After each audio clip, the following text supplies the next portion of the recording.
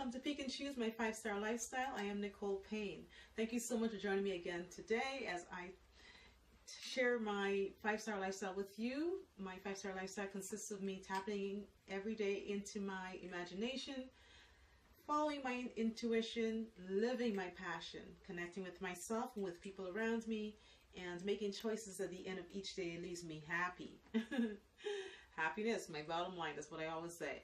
Everything else will fall into place after that, right? If you have a good attitude towards everything in life, okay, just find the good, find the light, find the truth, all right? And always remember to laugh and smile, you know?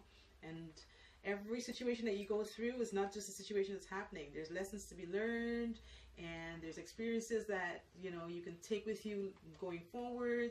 But you have to implement them to show that you've grown, right? So everything you go through, pull the good from it, pull all the little nuggets of truth, and then implement that into other situations as you move forward.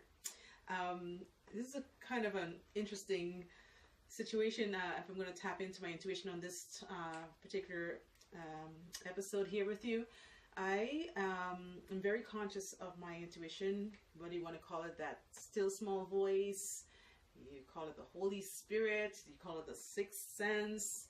You know, everybody's got a little name for it, but we all have that little nudge thingy that gets us through situations if you tend to take the time to listen. Because usually it's like very small, sometimes the voice, you know, that feeling, that little that's off inside of you. That's there for a reason. It doesn't just happen. You can go about your day all fine and dandy, everything's working out, then all of a sudden you get this little, okay, hold up, you know, something's off here. Those moments are the moments you have to pay attention to. So I say all that to say that as I said, I practice it every single day. I don't make a phone call without checking in to know if this is a good time to call. I don't go anywhere unless I feel that it's okay to go, because I know and I understand now that if there's clarity and peace with any decision I have to make or any move, right? I know it's a go. I know it's good. I know everything's going to work out, and it always does. And in the same breath, as I always say, like if I feel a little bit off, I stop. I'm like, nope, no, not feeling it, not happening. And there's always a reason behind it. Sometimes I see it blatantly, as in, thank God I didn't do that or go there or listen to that. Or sometimes it's just like you never know what could have been. You understand? So I'm very conscious of it. I am only once in my life, you know, I'm not saying that I've never done it before, but where I knew I made a conscious decision to override that voice, that feeling, that intuition. It was a conscious decision. And I made the decision based on feeling pressured. And I know we've all been there where, you know, you're like, okay, well, let's go with the status quo, or everybody's saying this, or everybody's, you know, it seems to be this is the right thing because everybody's doing it. Doesn't necessarily mean that. It's quite the contrary. So yeah, so I had to, somebody reached out to me and they wanted to meet up. Okay, very innocent. They wanted to meet up, have a talk, and from the get-go, this seemed nice, but from the get-go, I got the nudge. Something's not right here.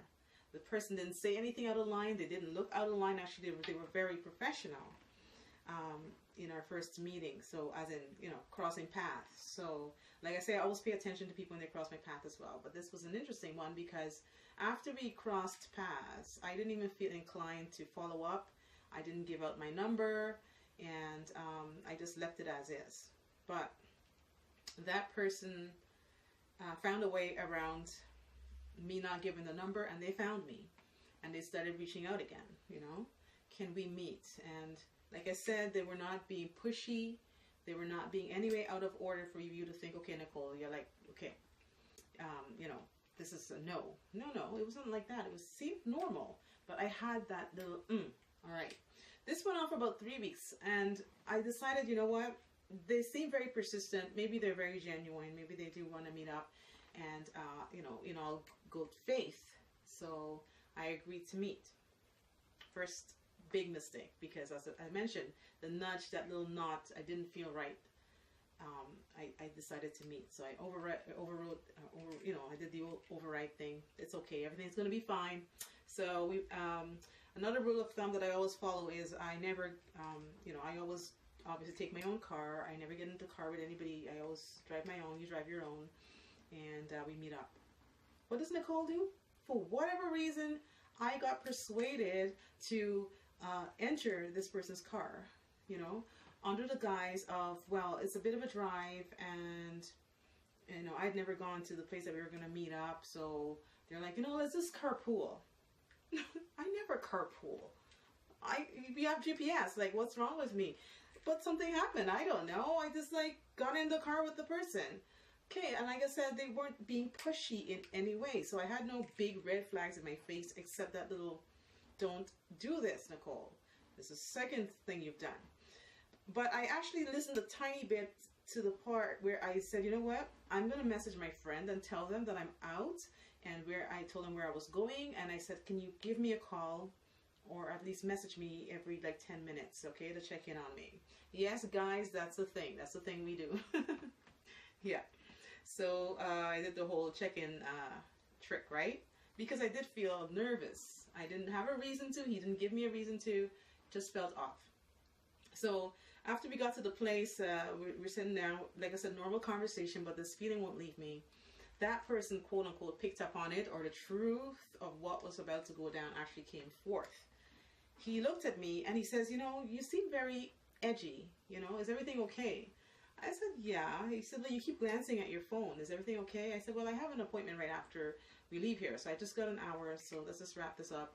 I have to be somewhere after this. He says, okay. We continue talking. And then he goes, you know what? And now he's that serious looking at me. He says, you know, I can have your car towed if I want to. Like right now, I can make a phone call and have your car towed. Listen, for me, that's when I was like, oh my God, I am in deep. Yeah. You understand? They were now threatening me to tell me that I can have my car towed. So quickly, I backtracked. I'm like, okay, Nicole, calm down. Okay, don't act as if you are scared. You know, don't put on like, you know, don't give, they're already picking it up without me actually doing it, because I wasn't being any way out of the way, but I was feeling away, and they picked up on that, and they started to run with it by, you know, starting to scare me. And it worked, because I was like, oh my goodness, like, no, you know, that could possibly be done. And I made a huge mistake to come here, because now I'm stuck. The only way back to my car is with this person. So I calmed down. I tried to keep everything very peaceful. We got in the car and we're like heading back, and I'm like trying to relax, because okay, at least it's over. I'm safe, and you know, we're gonna get back to my car. As we were like getting closer to where I was parked, he decides, you know what? Let's just go for a ride. Huh? I was like, no. But when he said it, this was no more Mr. Nice Guy, as in, let's just go for a ride. He was like, you know what? I don't have to bring you back to your car if I don't want to. Now I knew I was 10 times screwed, you know, because now like I said, he's in control of the wheel, and now he's like going to terrorize me. That was his plan. So I said, okay, my first thing was to freak out. And I was like, okay, breathe, think, remain calm, pay attention to where you're going, and try to get on this crazy guy's good side right now, because he's showing a side you've never seen, but that you never saw the side, but you felt it. That's what you were feeling. You knew something was off with him, and you just pushed ahead because you felt like you needed to be what?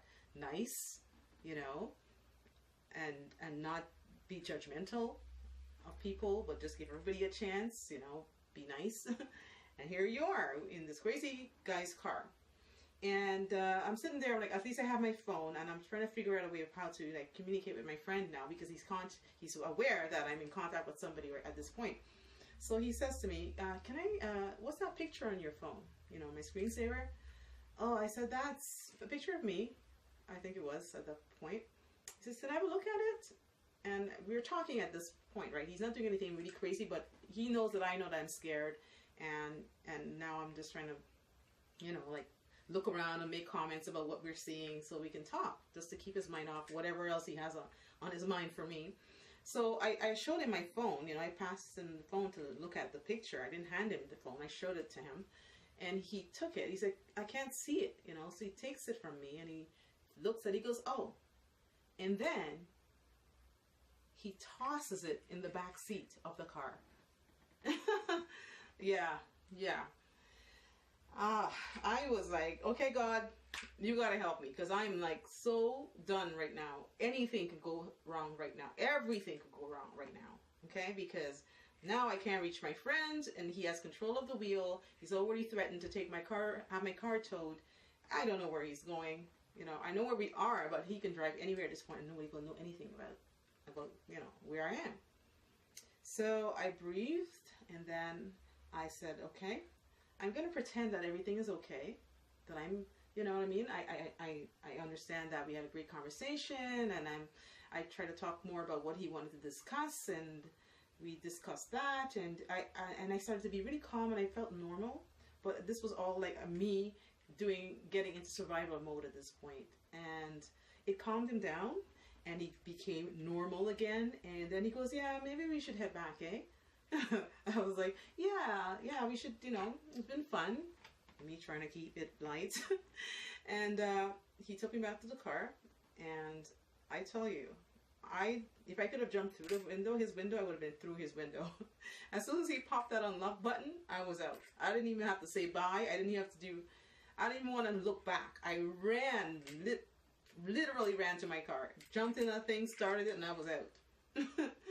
And I managed to quote unquote escape. You know, I'm so thankful. I don't know what his plans were, but obviously you listen to this, all the scenarios you could imagine could have happened that day, all because I overrode my intuition. I chose to ignore it. I was like, I got this. It's not complicated. It's just a meeting. You know, he seems genuine and all that jazz. But no, you know, I could have lost my life that day, and like I said, anything could have gone wrong. So silly me did all that.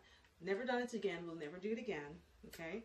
And for anybody that's watching today, that little off thing that you feel, that gut feeling that you feel, that feeling that you feel, don't ignore it. It's for a reason, because everything could seem right. And like I said, everything seemed right. This guy's a professional businessman, actually. If I might add a little bit of information, yeah. And this is what my meeting turned out to be. So he was definitely the extreme, because I didn't hear from him forever. Obviously, I'm so happy about that. But like I said, I don't know how he managed to find my first number. I had my number changed, and he found that number too. So, you know, there are a lot of weird people out there, I tell you. And it was just a reminder. It was a lesson I had to learn, because like I said, it was deliberate. My part on not following through with my intuition was very deliberate, because I was like, yeah, everything seems okay, but everything was not okay. And it could have been worse. So I'm glad I tapped into that. I always tap into it. So don't miss that voice. Listen to it. It screams at you sometimes, and sometimes it nudges you, and sometimes someone or something happens, and you just have to like stop and go, okay, I don't understand what's happening here. It doesn't feel right, so I'm just going to wait. That's the way you live a 5-star lifestyle, from the inside out. Follow your intuition. Pick and choose. My 5-star lifestyle. Like and subscribe, and watch for your notification. Pick and choose. Your 5-star lifestyle, my 5-star lifestyle.